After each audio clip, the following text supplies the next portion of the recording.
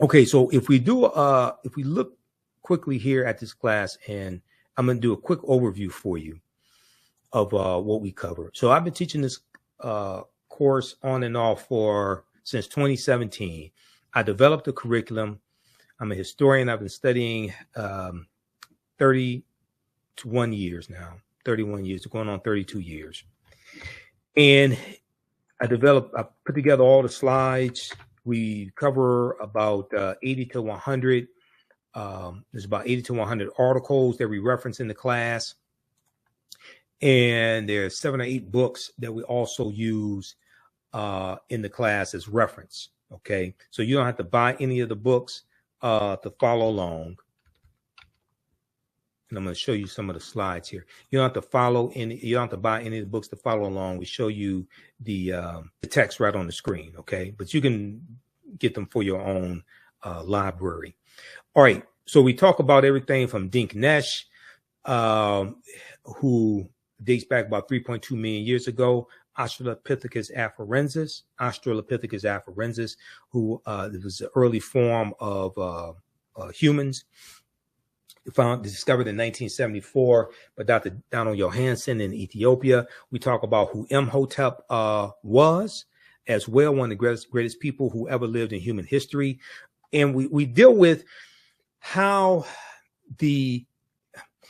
because of this whole 1619 phenomenon, and partly because of the 1619 project, so many African Americans are focused on 1619. Well, much of what we've been told about Virginia's first African Americans, August 20, 1619, is wrong. Number one. Number two, Africans were here in this land we call the United States of America, going back tens of thousands of years. These weren't the first African people here. And our history does not start in slavery in the land we call the United States of America, or what many Native Americans call Turtle Island. Now, also going back to 1526 in the South Carolina, Georgia area, you had the Spanish who took 100 Africans into that South Carolina, Georgia area. Those Africans are going to overthrow their oppressors. That was Louis de Alon, who wanted to set up a settlement there.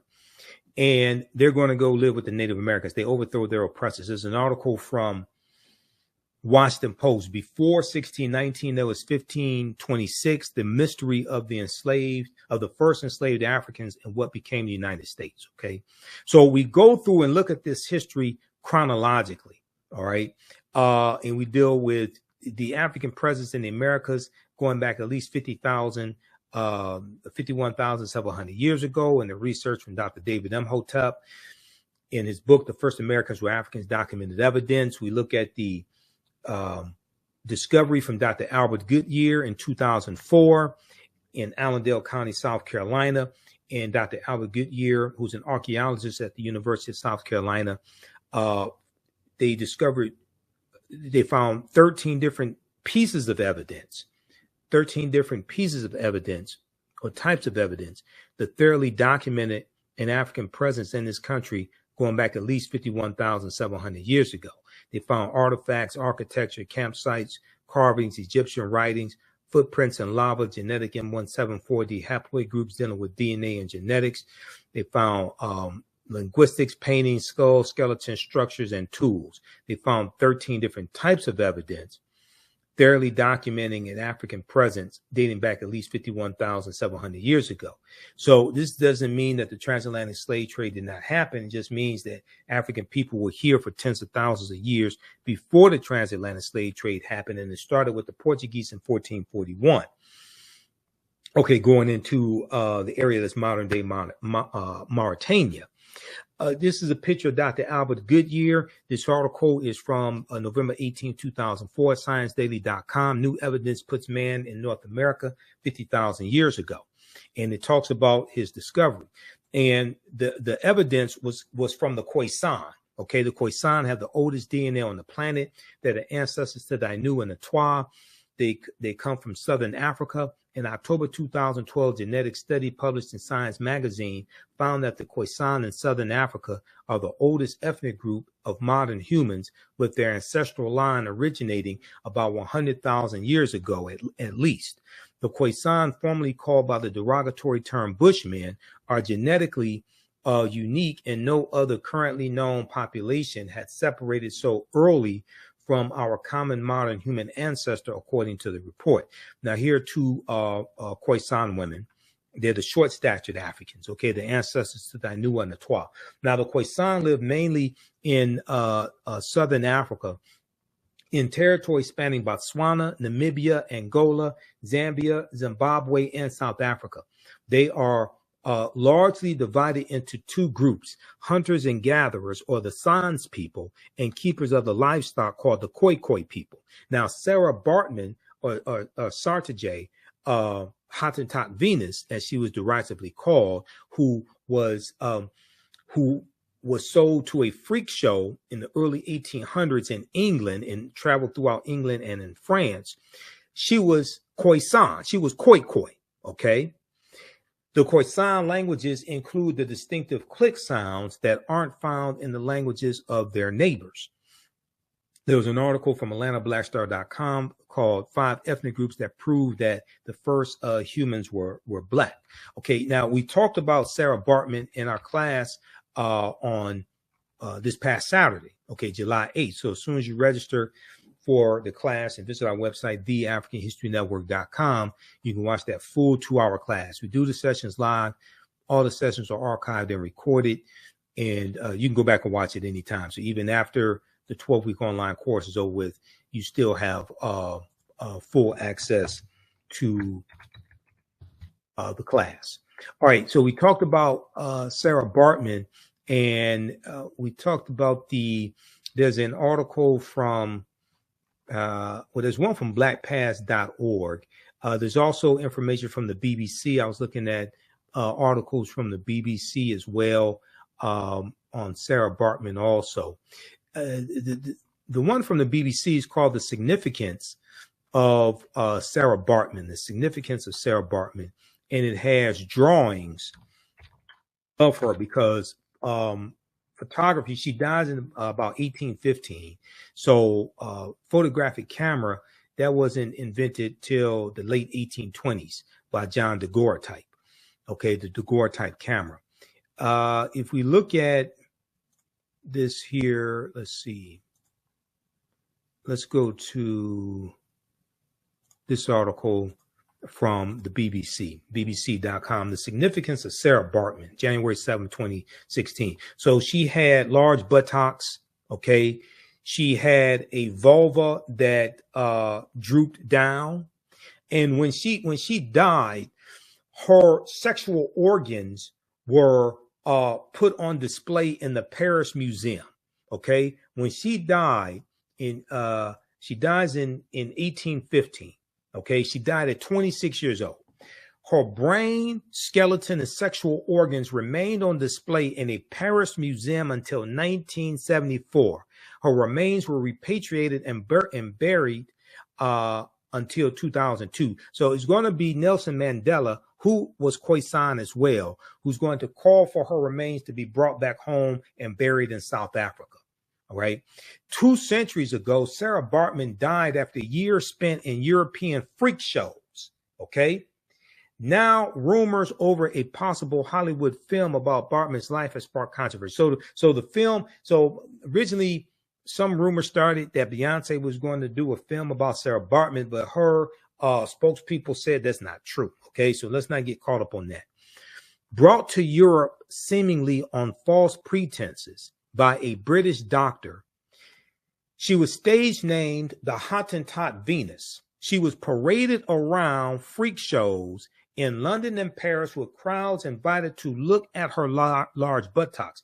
Today, some black women put on freak shows on stage and call it hip hop.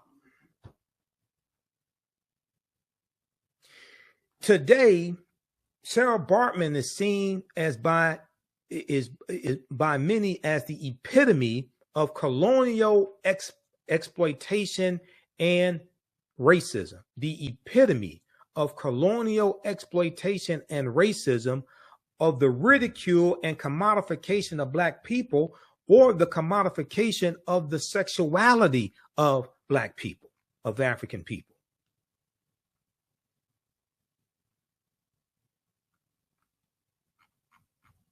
Sarah Baartman's life was one of huge hardship.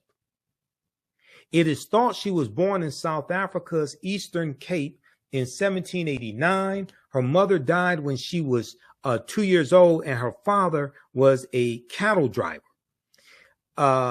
He died when she was an adolescent. She entered domestic service in Cape Town after a Dutch colonist murdered her fiance. She was 16 years old. A Dutch colonist murdered her fiance, and then she's going to be sold into slavery. In October 1810, although illiterate, Sarah Baartman allegedly signed a contract with English ship surgeon William Dunlop and mixed-race entrepreneur Hendrik Caesars, in whose household Sarah Baartman worked, saying she would travel to England to take part in shows. The reason was that Sarah Baartman, also known as Sarah or Sartji, S-A-A-R-T-J-I-E, Sartji, she had what was called stetopygia, S-T-E-A-T-O-P-Y-G-I-A. And this resulted in extremely protuberant buttocks due to a buildup of fat. She had very large buttocks that white people made fun of and pointed at and jeered at. She also had very large breasts, and they were fascinated with the skin on the outside of her vagina as well. So we see the sexual commodification of African women. These made her a case of fascination when she was exhibited at a venue in London's Piccadilly Circus after her arrival. Quote, "You have to remember that at the time it was highly fashionable and desirable for women to have large bottoms. So lots of people envied what she had naturally without having to accentuate her figure," end quote, said Rachel Holmes, Holmes, author of The Hottentot Venus, The Life and Death of Sartji Baartman. On stage, she wore skin-tight, flesh-colored clothing, as well as beads and feathers, and smoked a pipe. Wealthy customers paid for private demonstrations in their homes, with their guests allowed to touch her. So this could be looked at maybe like as the first. Now, I wouldn't. She performed in freak shows, but this is like having a private stripper in your home or something like that. Okay, not calling her a stripper, but it's like similar. Her arrival in England coincided with speculation over whether Lord Grenville and his coalition of Whigs, W-H-I-G-S, which was a political party, known as the Broadbottoms because of Grenville's own large behind, would try to seize government. This was a gift for cartoonists. One creation, entitled A Pair of Broadbottoms, shows Grenville and Baartman standing back to back with another figure measuring their respective posterior sizes. This caricature here.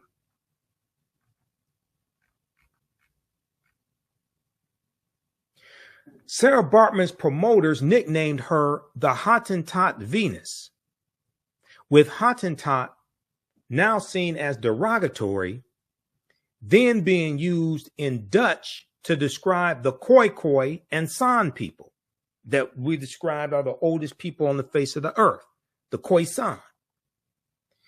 they together make up the peoples known as the Khoisan.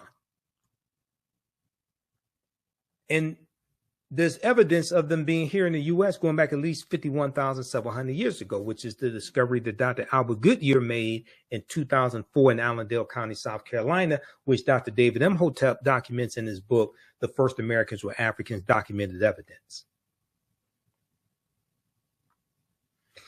That's one of the books we use in our class.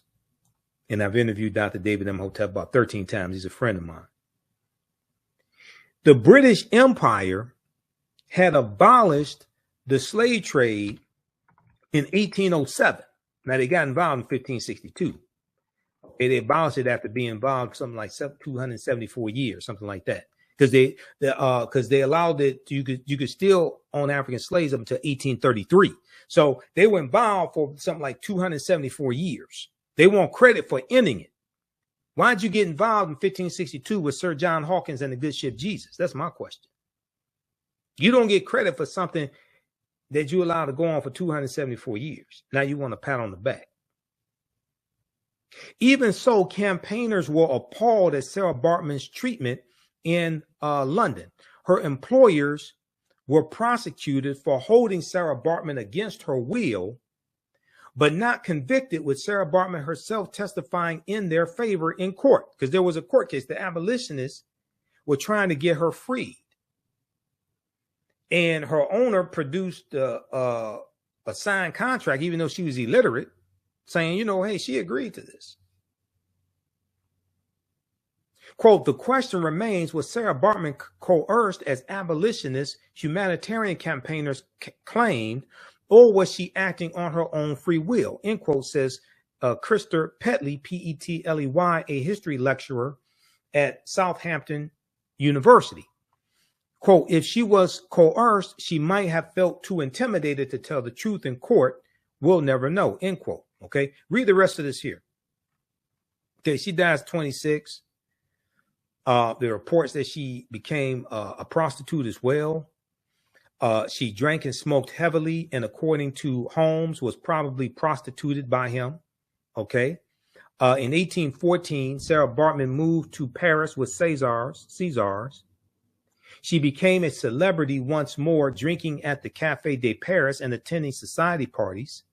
Caesars returned to South Africa, and Sarah Baartman came under the influence of an animal exhibitor, quote unquote, animal exhibitor with the stage name Raux, R-E-A-U-X. She drank and smoked heavily, and according to Holmes, was probably prostituted by Raux, but prostituted by that have been Caesars, probably prostituted by Caesars. Sarah Baartman agreed to be studied and painted by a group of scientists and artists, but refused to appear fully naked before them, arguing that this was beneath her dignity. She had never done this in one of her shows. This period was the beginning of the study of what became known as racial science, says Holmes. Now, Sarah Baartman died at age 26. The cause was described as inflammatory and eruptive disease. It's since been suggested this was a result of pneumonia, syphilis, or alcoholism. Read the rest of this article. We talked about her in our class on Sunday. Okay. Ancient Egypt, the Moors, and the Ma'afa understand the transatlantic slave trade. Read this article, The Significance of Sarah Baartman. This is from BBC.com. Okay, now, so we get deep into this history. It's a 12-week online course. We deal with thousands of years of history. It's about 24 hours of course content, maybe more, because I also include interviews I've done with some of our scholars as well. Renoko Rashidi, Dr. Francis Cress Wilson, Anthony Browder, Dr. David Imhotep. We include interviews I've done with them also. All right, now let's go back to the PowerPoint presentation. These are some of the actual slides from the class. Visit our website, theafricanhistorynetwork.com, theafricanhistorynetwork.com, and you can register for this online course. So we look at numerous archaeological discoveries that have come out in about the last 15 years that are causing us to rethink everything. And When these discoveries come out, they're causing the scientists and anthropologists, etc., to push the timelines back. Okay, this discovery here that dealt with stone tools found on the Greek island of Crete that date back at least 130,000 years ago, but Crete has been an island for more than 5 million years. So the archaeologists are saying this is good evidence of early seafaring in the Mediterranean, and this would have been done by African people. These were the only people on the face of the earth, okay, dating back 130,000 years ago. This article on Crete, new evidence of very ancient mariners. This is from the New York Times, February 15th, 2010.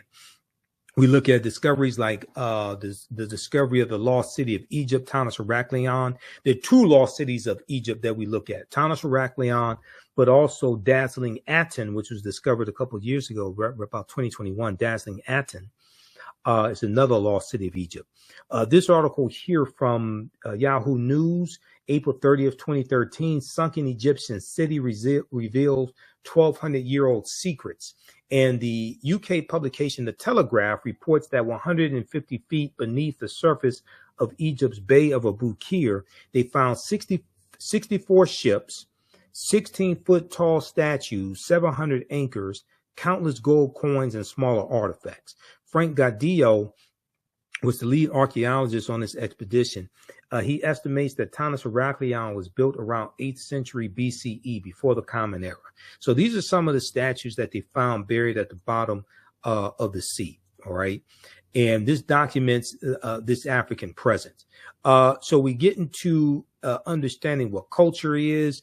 We look at the co-op systems that African people had, African Americans had here in America, like the Colored Merchants Association, Free African Society. We look at some of our history in cooperative economics, because this is coming back in favor again. There's an article from abcnews.com, Mutual Aid Networks Find Roots in Communities of Color.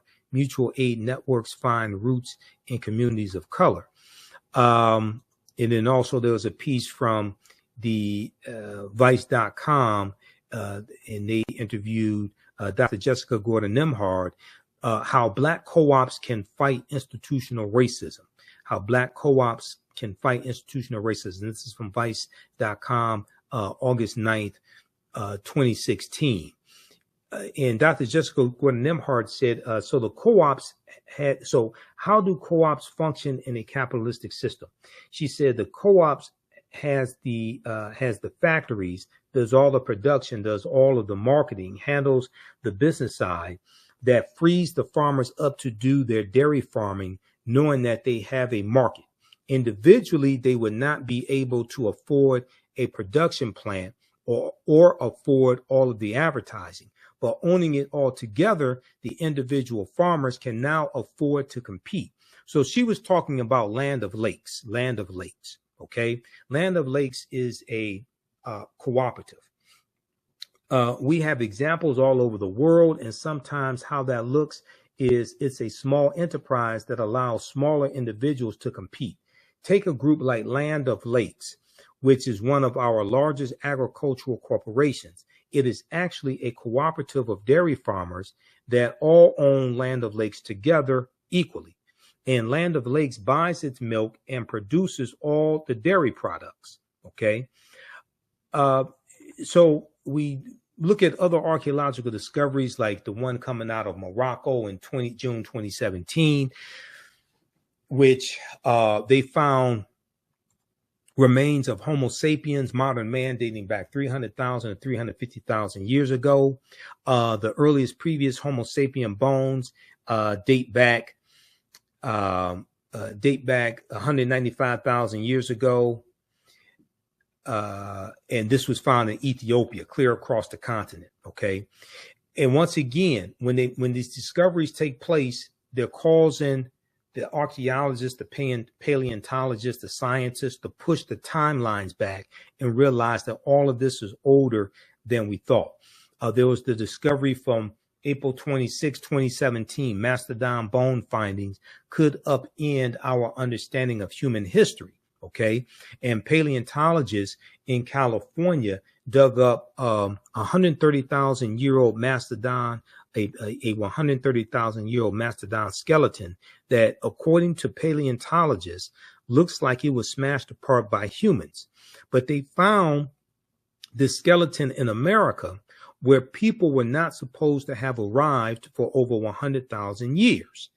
Okay, so the Clovis culture, which dates back to about 13,000 BC or so in Clovis, New Mexico, is said to be the oldest settlement or oldest evidence of humans here in America, and that's of Native Americans. Now, when this article came out from NBC News and other news outlets had reporting on this discovery, I sent this to Dr. David Imhotep, and we discussed it because if this is true, and if humans did break apart this mastodon skeleton 130,000 years ago, well, this confirms this African presence here going back tens of thousands of years, even before Native Americans existed. All right. So we talk about the Olmecs and the Mandinka Egyptian Olmec connection, because the Olmecs, which are in Mexico, which were in Mexico, going back to about 1500 BC or so, around that period of time, this was a mixture of this was a mixture of ancient Egyptians, the Mandinka from West Africa, and Native Americans. Dr. David Imhotep talks about this, as well as Runoko Rashidi talks about them as well in the article that Runoko wrote for AtlantaBlackStar.com that we cite. But Dr. David Imhotep on page 82 of the First Americans who Africans documented evidence said a major ethnic group among the ancient Egyptian Nubians were the Manding people, an original Niger-Congo homeland in the general vicinity of the Upper Nile is probably as good a hypothesis as any for the origin of the Manding. The Proto-Manding migration had to have taken place during the African Aqualithic period. That was a wet period in Africa that lasted thousands of years, at a time when the Sahara was fertile and had river systems and great lakes. The Nile flowed, the Nile flowed from south to north and emptied into the Atlantic Ocean during very ancient times. This would have enabled East Africans direct access to the Atlantic Ocean. The longer route would be to sail the Nile River north to the Mediterranean and then head west to the Atlantic Ocean. When the Manding reached Central America and began mixing with the local population, they were labeled Olmecs.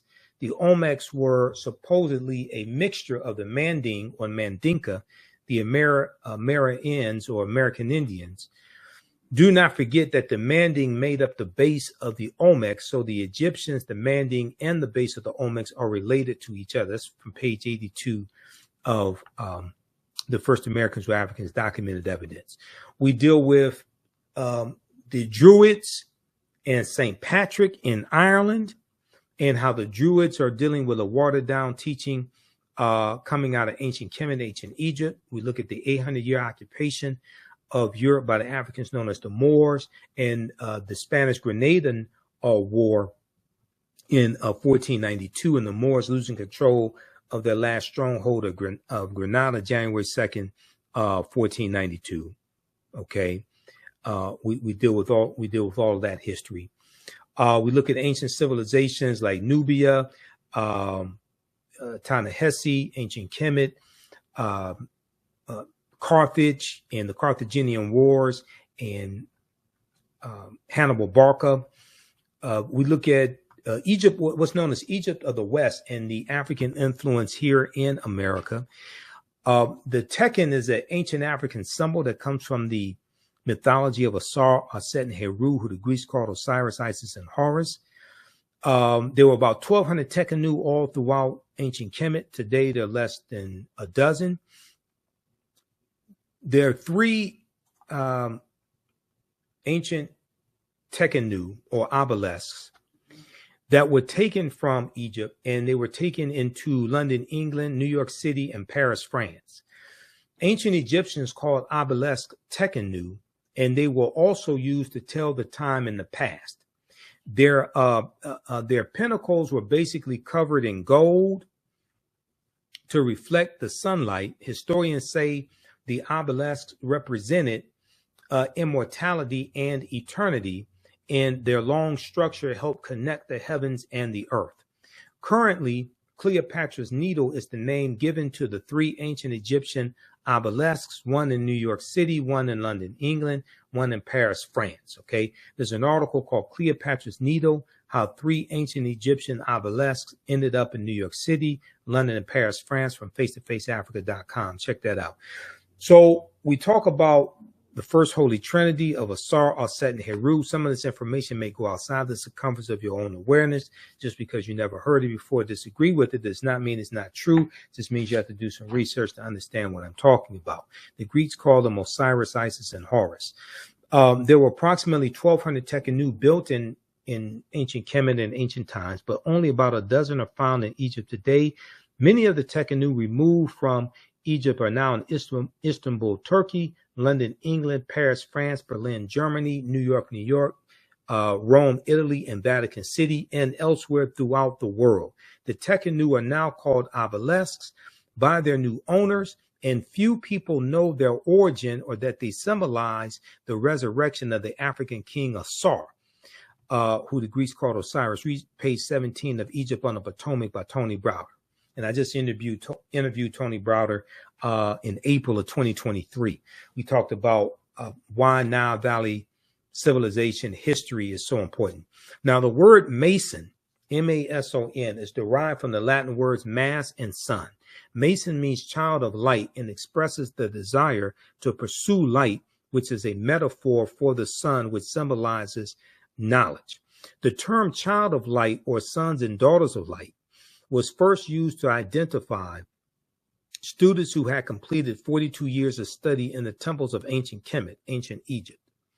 Many Masonic temples were modeled after the temples of ancient Kemet, places where light or knowledge was imparted in a series of steps or degrees. So the book Egypt on the Potomac by Tony Browder is one of the books we use in the class as well. We also use Nile Valley Contributions to Civilization as well. We use that also. Okay. Nile Valley Contributions to Civilization, Egypt on the Potomac. We use one of Renoko Rashidi's books, Black Star, The African Presence in Early Europe. So you don't have to buy any of these books. We show you the text right on the screen. Okay. For most of these books, you can get them for your own personal library if you want to, but you don't have to feel the need to purchase the books just to follow along in class.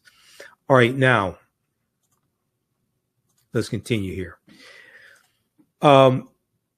Masonic temples are, so the concept of going to an institution of higher learning and getting your credentials in a series of steps or degrees, that comes out of the Nile Valley region of Africa.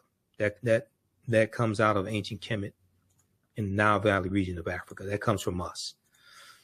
All right. So oftentimes when I hear people say, well, college is not for me and things like this, I mean, we created the first institutions of higher learning that modern colleges are patterned after and influenced by. And then when we look at the universities that existed in Europe, University of Toledo, University of Barcelona, University of Salamanca in Spain, they're going to be either built by African Moors or heavily influenced by the teachings of the Moors. And a lot of their first professors are going to be African Moors also. Now, Masonic temples are considered houses of light or temples of learning. The term Mason or child of light is a direct reference to the highest degree of the Kemetic education system. The 33 degrees of instruction within Freemasonry represent a fraction of the 360 degrees of instruction that comprised the Kemetic system of education. Yet with less than 10% of the wisdom of ancient Kemet, Freemasons have held positions of influence and power throughout the world for over 200 years. Read page 33 of Egypt on the Potomac by Tony Browder. So we deal with going from the virgin Auset, who gives birth to the baby Heru on December 25th, to the worship of the Black Madonna Child, which was worshipped all throughout Europe. The Black Madonna Child was worshipped all throughout Europe.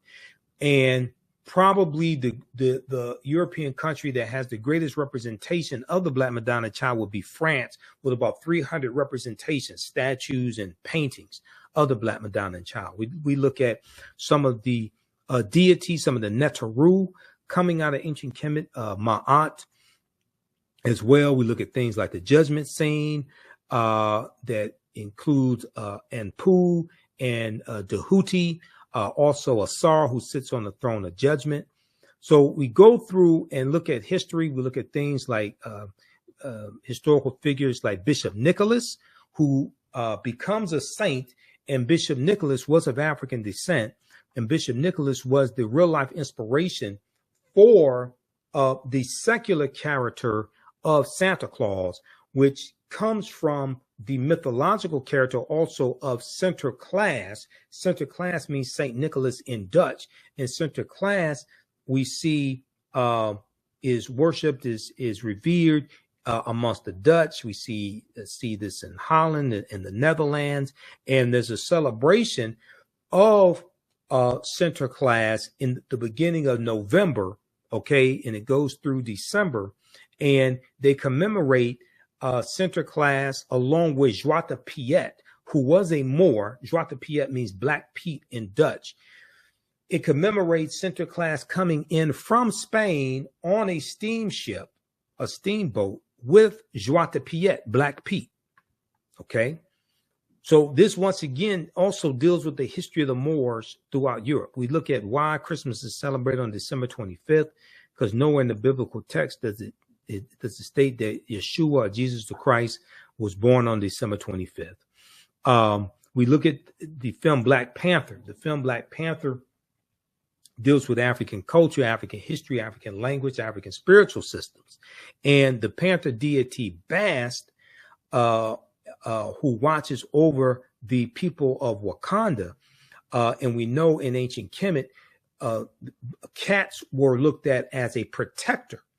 Well, the Panther Deity Bast comes from the Netcher, or the goddess Bastet, that was worshipped in ancient Egypt, especially during the Second Dynasty around 2890 BCE, before the Common Era. And she was worshipped in the form of a lioness at first, and then later as a cat. She was the goddess of warfare in Lower Kemet, Lower Egypt. And the film Black Panther incorporates 11 different African cultures. We see different African deities represented in the Black Panther comic book and in the nation of Wakanda, the fictitious nation of Wakanda. Now, when we look at Wakandan religion and its tribes, the religion of the Wakandan people first developed during the pilgrimage to the land. In their conflict, the originators, who were the gods of Wakanda, formed from the heroes of humans within the tribe. Ascending to the status of a god, these heroes became the Orisha. Now, the Orisha are the names of the deities in the spiritual system practiced by the Yoruba in present-day Nigeria, and that's the spiritual system of Ifa, okay? So the Orisha, these are emissaries, these are deities, and they're helpers of the supreme being in Ifa, known as Olodumare. But these heroes in Wakanda became known as the Orisha, or Orisha, taking the names of Koku, Thoth, which Thoth was the Greek name for Dehuti, Bast or Bastet, Mojaji, Ptah. Ptah is the creator in ancient Kemet. The Netcher that's looked at as the creator, Ptah and Niami. The Orishas or Orishas origins date back to the ancient Egyptian beings known as the Ennead, where Ennead in Greek means 9, and Ennead refers to the original 9 Orisha. Okay, I'm sorry, the original 9 Netteru in ancient Kemet. Now, in addition to the development of these gods, the people of Wakanda became segmented into various cults that worshipped various animal deities of the area. The most famous cults included the Black Panther cult and the White Gorilla cult. So, Umbaku is from, in the movie, Umbaku is from the White Gorilla cult. The 18 tribes, because there are 18 different tribes that make up the people of Wakanda. The 18 tribes in total developed in the country and include the lion cult, crocodile cult, and hyena cult.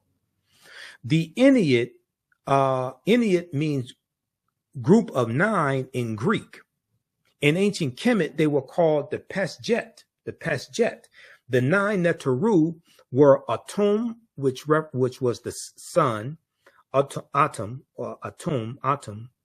or you may see Atin, Shu, which means air, Tefnut, moisture, Geb was earth, and Nut, sky, Asar, who the Greeks called Osiris, Auset, who the Greeks called Isis, Seth, and Nephthys. These were the original 9 Netteru, or the Ennead. Okay.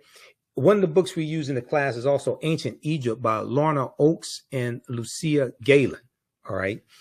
Pages 274 through 277, they lay out a lot of the different Netteru or deities in ancient Kemet and their attributes. So we deal with Hannibal Barca, the Battle of Cannae, 216 BC, the Punic Wars, all different types of history like that. Carthage, which existed from 813 BCE to 146, because Carthage is destroyed, 146 BC, because Carthage is destroyed by Rome. We deal with ancient Nubia as well, which is about 4500 BC to 500 AD, ancient Nubia. And we go through and look at this history chronologically. There's a timeline of history that we look at, and we look at what leads up to the transatlantic slave trade taking place. You have to study the 800-year occupation of Europe by the Africans known as the Moors, which begins in 711 AD, when the African Moors go in from Morocco into the Iberian Peninsula, today known as Spain and Portugal, led by General Tariq ibn Ziyad. Okay, and then we go through and analyze the transatlantic slave trade as well. And Christopher Columbus is crucial to understanding the expansion of the transatlantic slave trade and his 4 voyages. And he set sail August 3rd, 1492 on the Nina, the Pinta, and the Santa Maria. And this is the same year, some months after the African Moors are expelled. Okay, they lose control of their last stronghold, which was Granada, January 2nd, 1492. African slaves were first brought to the New World shortly after its discovery or uncovery and colonization by Christopher Columbus. And they could be found, Africans could be found on the island of Hispaniola, a site of present-day Haiti, as early as 1501. Upon his arrival in the Bahamas, he lands in the Bahamas October 12, 1492. Columbus himself captured 7 of the natives for, quote unquote, their education on his return to Spain. However, the slave trade proper, according to a lot of sources, they look at the slave trade, what they call the slave trade proper, beginning in 1518, when the first direct black cargo from Africa landed in the West Indies. Now, that's referring to the Asiento de Negros, signed by King Charles V of Spain, August of 1518, which gave a license to slave trading nations and slave trading countries to provide Spanish colonies in Spain with enslaved Africans. Now, the importation of African slaves to work in the Americas was the inspiration of the Spanish bishop Bartolomé de las Casas, whose support of black slavery was motivated by humanitarian concerns. Bartolomé de las Casas argued that the enslavement of Africans and even some whites proving that in the early period, slavery did not operate according to exclusive racial demarcations.